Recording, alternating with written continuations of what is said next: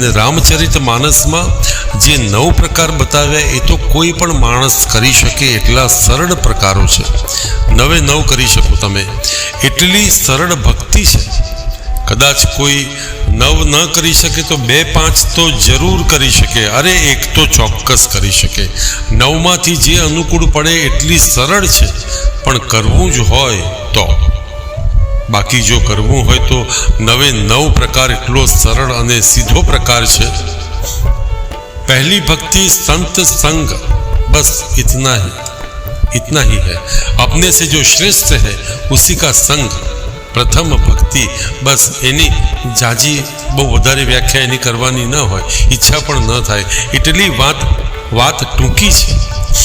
કદાચ કોઈને થાય સંત કોને કહેવો, સંતનો કોઈ ગણવેશ હોતો નથી. સંત આને કહો, બસ સંતની ઘણી વ્યાખ્યા છે.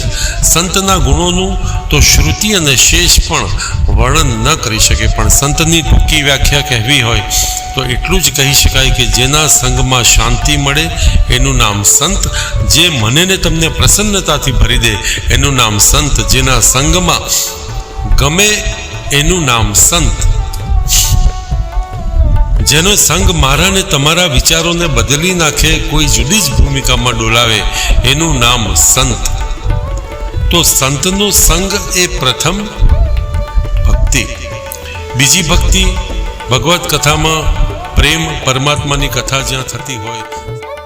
ત્રીજી ભક્તિ ગુરુપદ પંકજ સેવા. તીસરી ભક્તિ અમાન, પોતાના જે ગુરુ હોય એનું માન છોડીને સેવા કરવી, અહંકાર છોડીને સેવા કરવી. પોતાના ગુરુ એટલે જેણે આપણા જીવનમાં ક્રાંતિ કરી હોય, આપણા જીવનમાં જેના શબ્દોથી, દ્રષ્ટિથી, સંગથી, સામીપ્યથી